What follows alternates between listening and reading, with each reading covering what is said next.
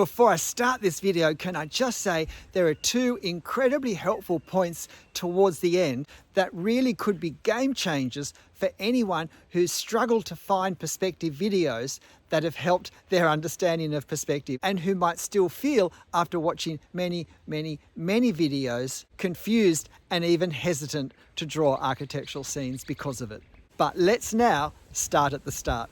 The great perspective scam is spread by perspective videos that leave me thinking that when it comes to perspective, I must be the problem. We watch perspective videos on 1, 2 or 3 point perspective.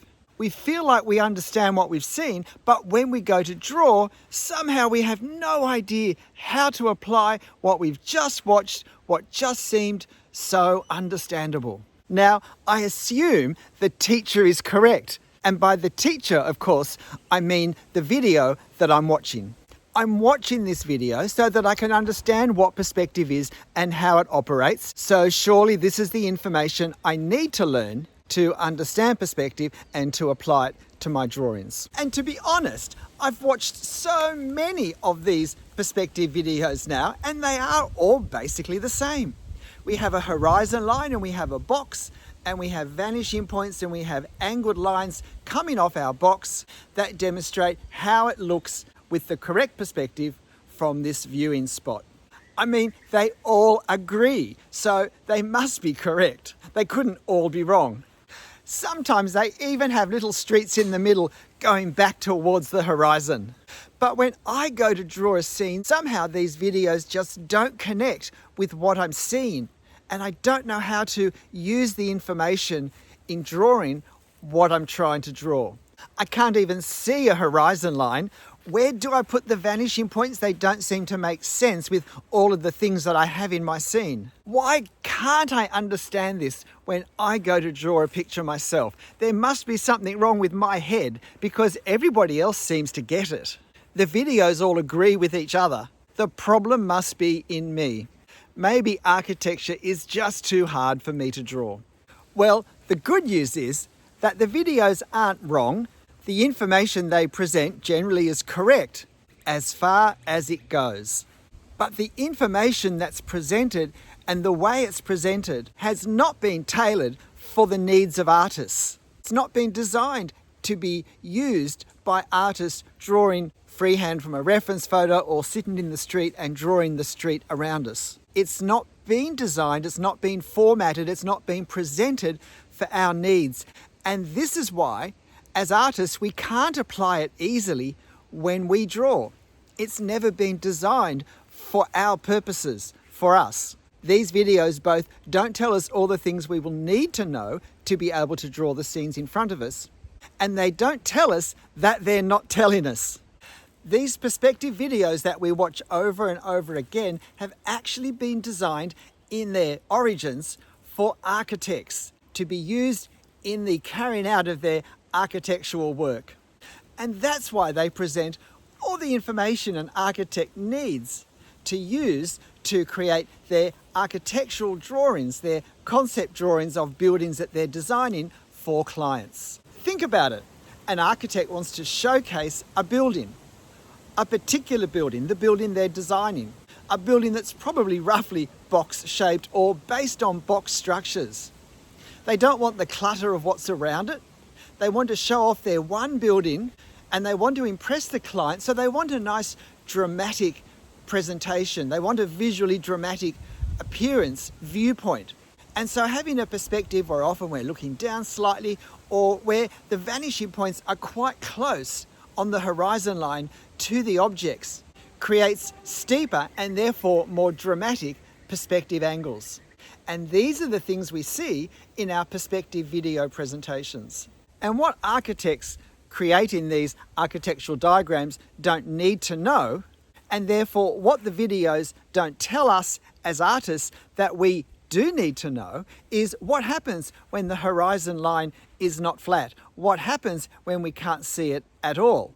What happens when the ground is not flat? When the ground slopes uphill or the ground slopes downhill or it slopes up and downhill? What happens if our street doesn't go in a straight line to the horizon, disappearing in a pinpoint in the center of our picture? What happens if the road curves around and goes uphill or downhill at the same time? What happens if the vanishing points don't fit on the page? How many vanishing points can we even have in the one drawing? What happens if our buildings are all angled at odd angles together, not in nice grid-shaped patterns?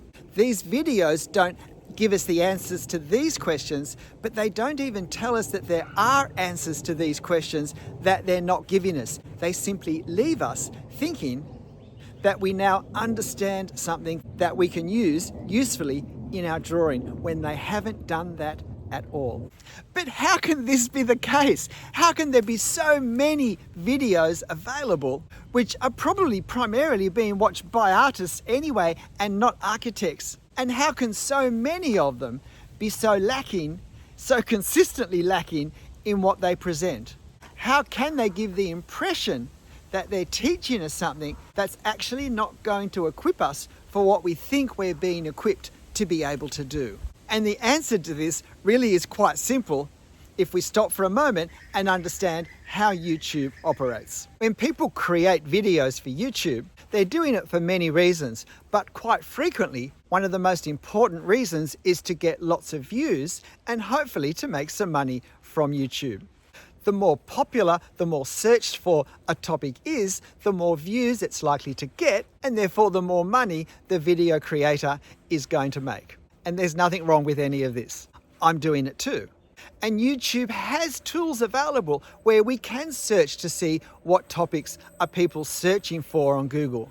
So it's not hard to find out that perspective is a hot topic for many people. So if I'm wanting to get lots of views, videos on perspective look like a good idea to make. So how do I make a video on perspective?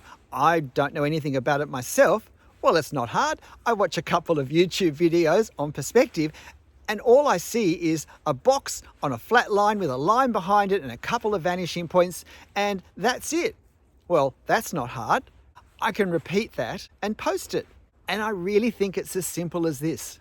A lot of people have made videos on perspective by researching other videos on perspective already there, not because they're experts, but because they're wanting to have a YouTube channel with videos that people want to watch.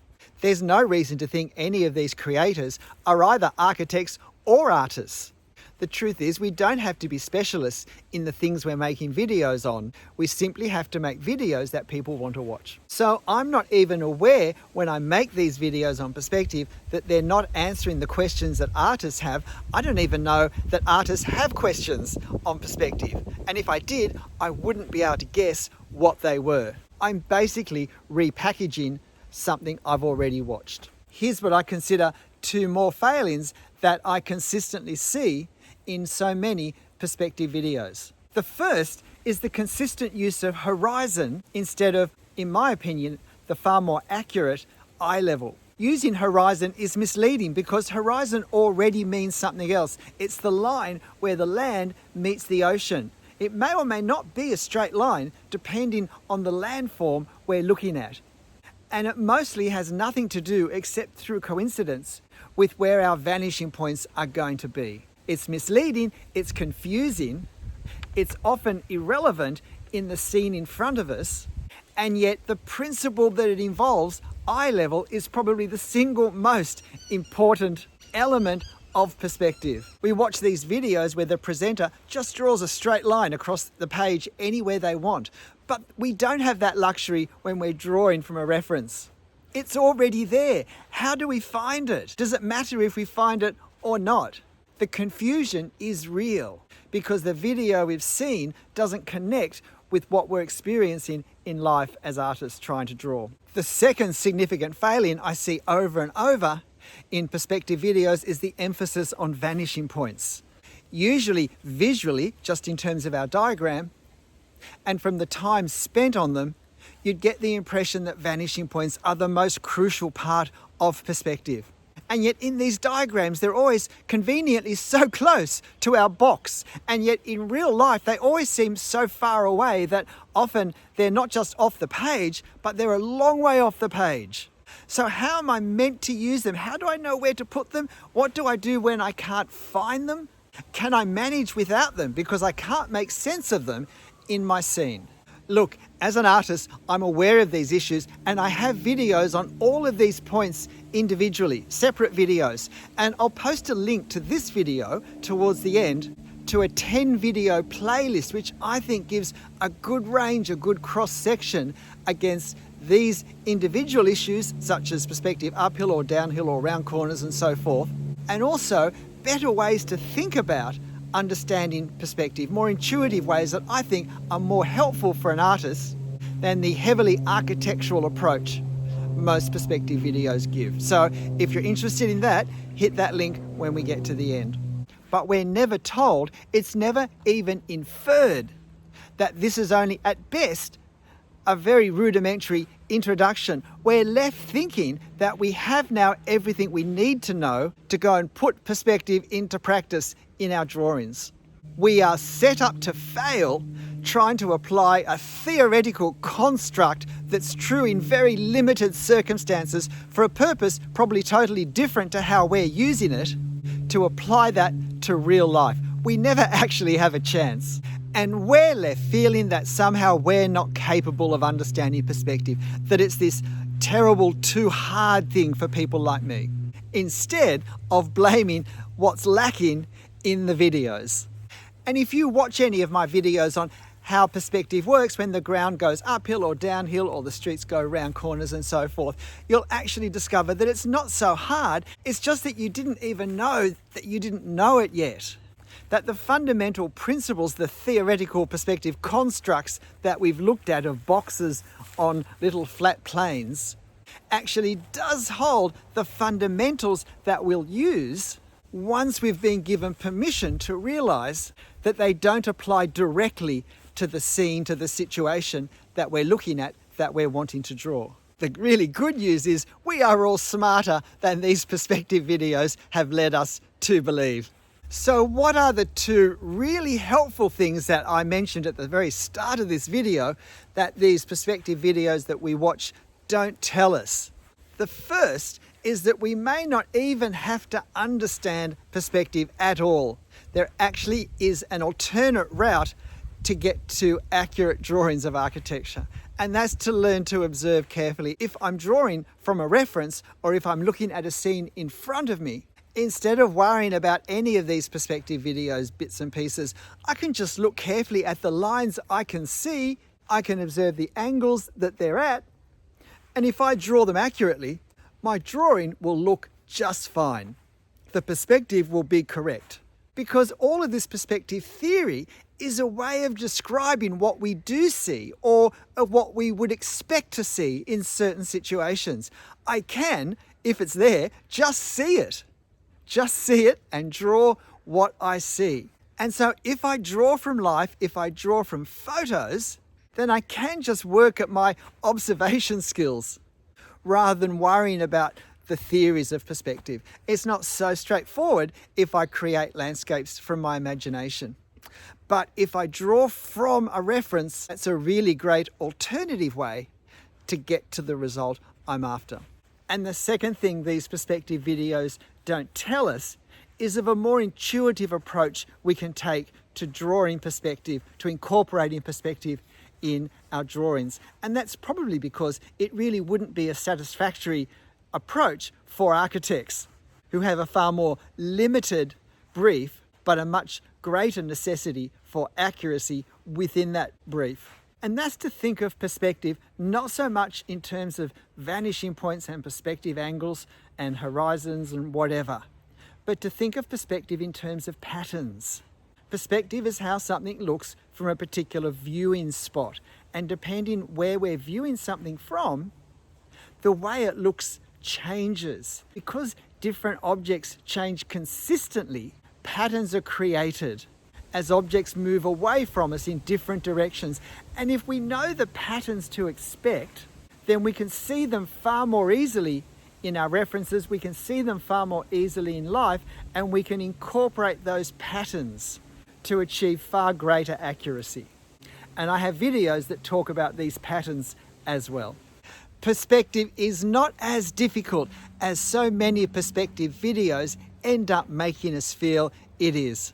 Let me encourage you that we are smarter than many of these videos would have us believe when we find we can't apply them. Our biggest mistake is thinking that these videos are doing more, saying more, helping more than they really are. We need to stop assuming that the information is designed for artists, even if it's on an art channel, even if the person drawing on the video seems to be drawing a street and putting windows and doors into the boxes. It's still basically a row of boxes in a straight line, and it's not instructing us as to how this is going to work when I stand in my local high street and the ground slopes down and goes round the corner and there's another street coming down from an angle at the side. It's actually not going to help me work out that situation when I'm drawing at all. I'm not saying they're not good videos. I'm not saying they can't be helpful for some people in certain situations. But if they're not giving me as an artist the information that I as an artist need to have, then they're not good videos for me. And the fact that perspective is such a constant source of confusion for so many people. I mean, there's a reason why perspective is searched for so often on the internet, because people don't understand it despite the number of videos they've already watched. And can I say, I've had so many comments on my videos saying, I never understood perspective, and suddenly now, having watched your video, it all makes sense. Because my videos are designed for drawing artists with the needs that drawing artists find themselves in, at least those who draw from references, in mind when they've been made, because that's my experience that I'm bringing to you. Now, I don't think they're going to particularly help artists who create landscapes from their imagination, because I don't have experience in that, and that has to be left for someone who does appreciate the needs of those artists. But I certainly hope that at least some of my videos may be helpful for you. G'day, I'm Stephen Travers. Perspective is such an angsty topic, and it really doesn't have to be. And hey, I use the term scam a bit tongue-in-cheekish. I mean, this isn't a deliberate deception. No one's trying to rob us deliberately of anything. But in effect, we are robbed of the understanding. We're robbed of the confidence. We're robbed of the drawings that we could do if we weren't left feeling so insecure and lacking confidence to draw architectural scenes. So I really hope this has helped put people on the right track in their drawing. But hey, whatever you draw and however you're drawing it, and whether there's perspective in it or not, make sure you have fun. I'll see you next time. Bye.